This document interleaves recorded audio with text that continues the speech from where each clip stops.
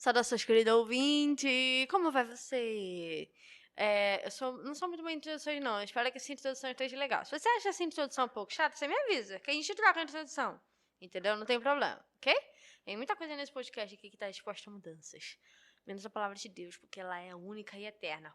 Aleluia! O episódio de hoje, ele está sendo feito porque faço parte de um projeto, o Projeto Maria, está fazendo um ano no dia que esse episódio está sendo gravado, mas ele não sei quando é que ele vai ser lançado, mas... E aí eu ajudo em algumas coisas no meio desse projeto, que pra mim é uma honra, é maravilhoso estar junto com essas mulheres incríveis que me ensinam uma coisa nova todo dia. E no meio desses rolês, desses projetos e tudo mais, eu acabei tendo que escrever um texto sobre liberdade. E eu não sei por que raios eu resolvi escolher esse tema, né? Tinha opções assim, eu escolhi tema porque eu não sei, na hora me pareceu legal.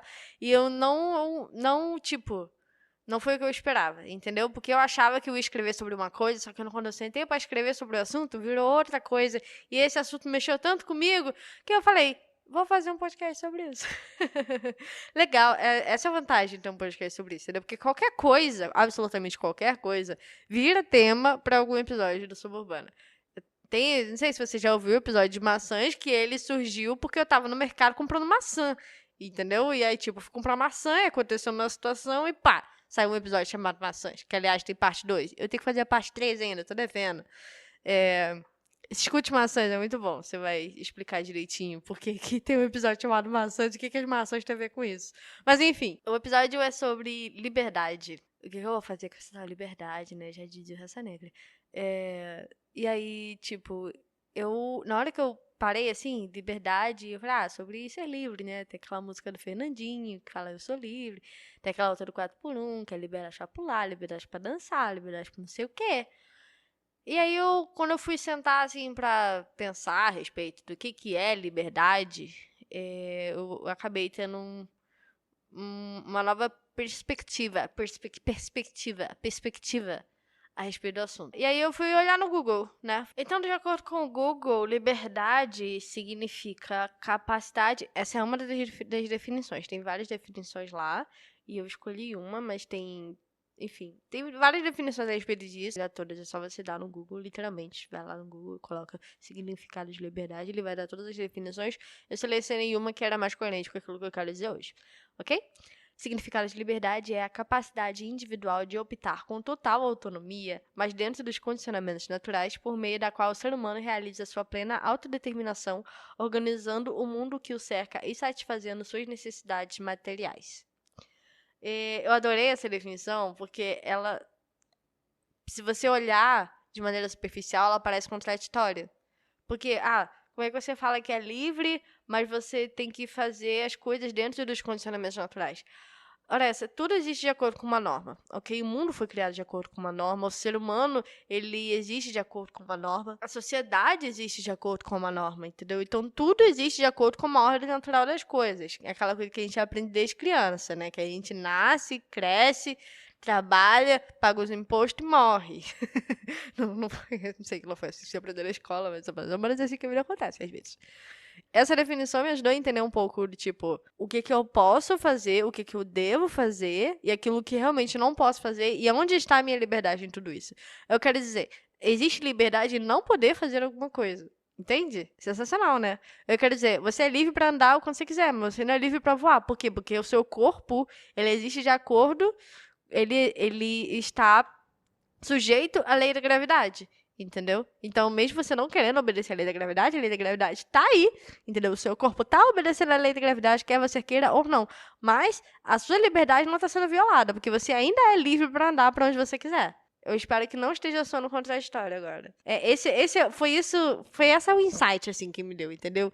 Porque a liberdade, se você não olhar do jeito certo, ela parece contraditória. Mas não é, cara, eu juro que não é. E foi como eu escrevi no texto para o Projeto do Marias, a liberdade é como você imagina que uma criança, e ela mora numa casa. E essa casa é dela, não é dela, mas assim, ela mora lá na casa, então ela tem direitos e deveres, e ela tem liberdade dentro daquela casa, entendeu? Ela pode subir a escada, descer a escada, ela pode ir no banheiro, ela pode assistir TV, ela pode comprar comida, mas ela não pode, por exemplo, mexer no fogão.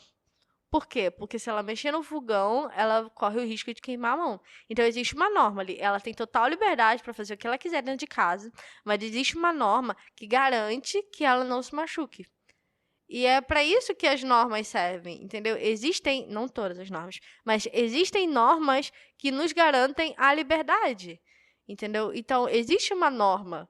E o que que a gente faz quando a gente percebe que é livre? Porque existe uma pergunta que eu já vi algumas vezes, e por mais que ela seja uma daquelas perguntas clichês de Instagram, é uma coisa que me leva a pensar, às vezes, e eu quero te conduzir para essa mesma linha de raciocínio, que é: o que você faria se não tivesse medo? Eu acho que eu falei um pouco sobre isso no episódio que eu gravei com a Gabi, porque a gente acaba se prendendo a muita coisa sem necessidade. A gente acaba criando normas a mais sem necessidade nenhuma. Então, a criança, ela tá proibida de mexer no fogão, por exemplo. Mas, sei lá, aí se proíbe a criança de descer a escada depois das 7.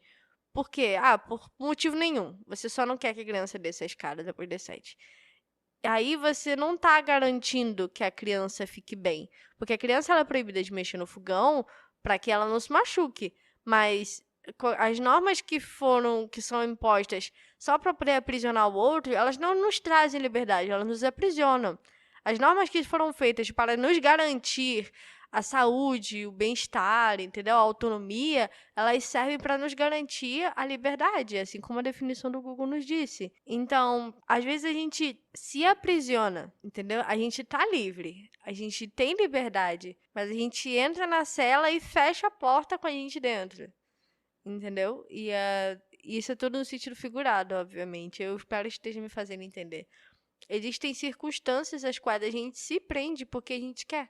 Nas quais a gente já é livre, nas quais nós já somos feitos livres, a gente se aprisiona. Porque a cela, às vezes, parece um lugar confortável. Não é, nunca foi. Existe um sangue que foi vertido de uma cruz para nos garantir a liberdade.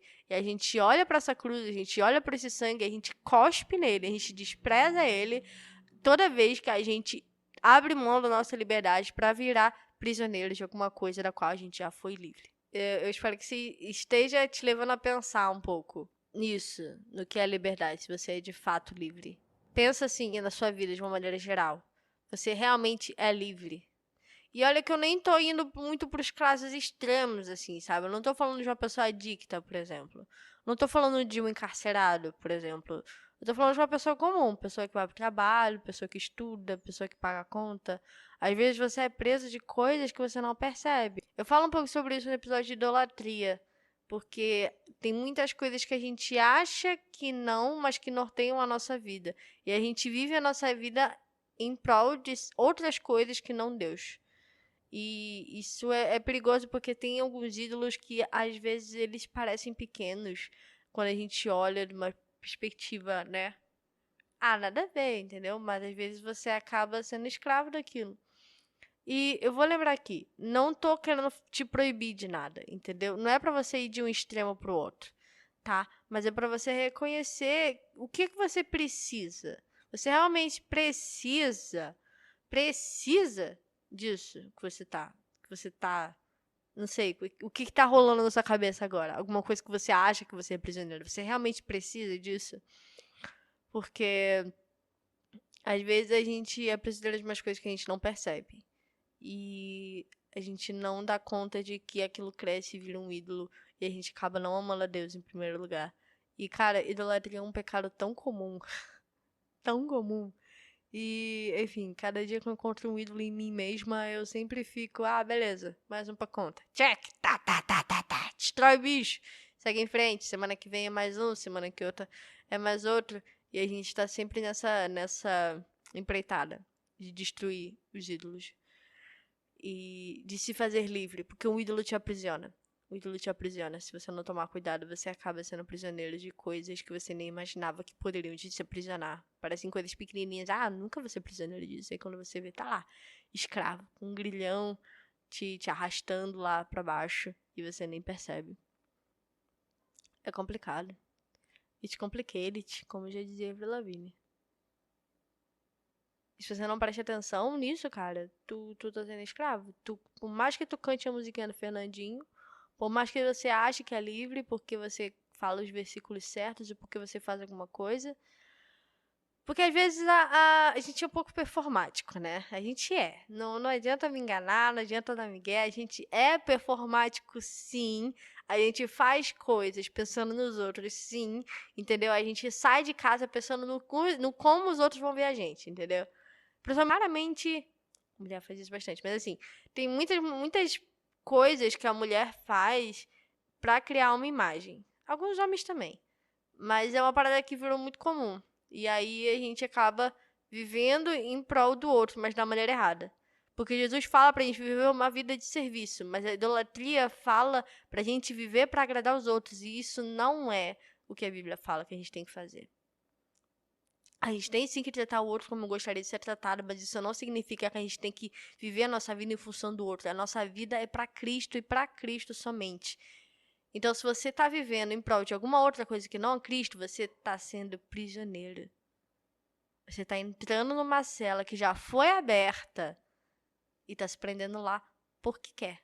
Não tem ninguém trancando a porta para você, não tem ninguém segurando a porta, não tem ninguém te segurando lá dentro, entendeu? Você fechou a porta com as suas próprias mãos e sentou dentro da cela e tá lá esperando alguém te libertar de uma cela que já foi aberta, de uma coisa que você já foi livre. Você não é mais prisioneiro disso, mas continua voltando porque acha que precisa disso. A idolatria te engana nesse ponto. A idolatria nos engana, achando que a gente precisa dele para viver, mas não precisa. E falando da idolatria especificamente, é uma coisa terrível, cara. E é uma. Nossa, eu odeio. Odeio a idolatria. Porque é uma coisa que eu luto constantemente. Tá abrindo aqui meu coração pra vocês. Eu tenho problemas com a idolatria. Porque constantemente eu falo que eu amo a Deus, eu falo que sirvo a Deus, mas na verdade eu tô vivendo pra mim mesma. E o pessoinha imprestável que eu sou, entendeu? Toda vez que eu vou fazer aquilo que eu quero e não que Deus me manda, sempre dá errado, entendeu? E a graça e a misericórdia dele são que garantem que eu ainda tenha fôlego de vida, porque se dependesse de mim, já era. Eu estava na fossa, entendeu? Se bobear no sentido literal, do jeito que as coisas são. E a egolatria, meu irmão, é um bagulho perigoso. A gente alimenta isso sem nem perceber. E eu nem vou falar das. Opa, tem um tag aqui no microfone. Eu nem vou falar das coisas relacionadas, sei lá, às redes sociais, a status, a cargos dentro da igreja, entendeu? Noções de poder. Isso também influencia na egolatria, mas eu tô falando daquela coisa do tete a tete. Só tá você e Deus, entendeu? Só tá você e ele. E mais nada. Acabou. Ele fala pra você fazer A. Você faz A na hora, assim, papum. Ou você fica dando migué. Ou você olha pra sua própria circunstância. Ou você fala assim, ah, mas eu não sei fazer A. Ou você fala assim, não, mas eu acho que B é melhor. Não sei o que. Aí fica dando migué. É idolatria. Porque você acha que sabe alguma coisa. Você tá olhando pro cara que criou o mundo, que criou o universo, que criou você e acha que sabe alguma coisa. Tá falando sério, né? Tá falando sério. Nossa, toma vergonha nessa sua cara. Tô falando isso pra mim também, porque eu tô aqui abrindo meu coração. A idolatria é uma parada horrível, todo mundo lida um pouco. E a gente acaba sendo prisioneiro de nós mesmas. Nós mesmos. Eu me vejo como uma prisioneira de mim mesma, porque às vezes eu falo que quero a Deus, que eu amo a Deus, que eu vou servir a Deus, mas chega lá no prático, eu não faço. Eu acabo fazendo aquilo que eu quero. Por quê? Porque eu tenho uma necessidade terrível de saciar a minha própria vontade, mesmo quando eu não quero. Paulo bem que avisou. Paulo avisou, verdade. O mal que eu não quero é se faço, o bem que eu quero eu não faço. Eu te entendo, Paulo. Também tô nessa vibe. Entendeu? Às vezes eu quero fazer o bagulho, mas o bagulho não vai. E aí Jesus já abriu a minha cela e eu tô lá pegando a correntinha e rolando no meu braço, achando que, né, vai fazer alguma coisa. Não vai. Não vai. Entendeu? E pra finalizar, eu gostaria de ler uma passagem bíblica, né? Porque aqui a gente lê a Bíblia, meu irmão. Gálatas, capítulo 5, versículo 1.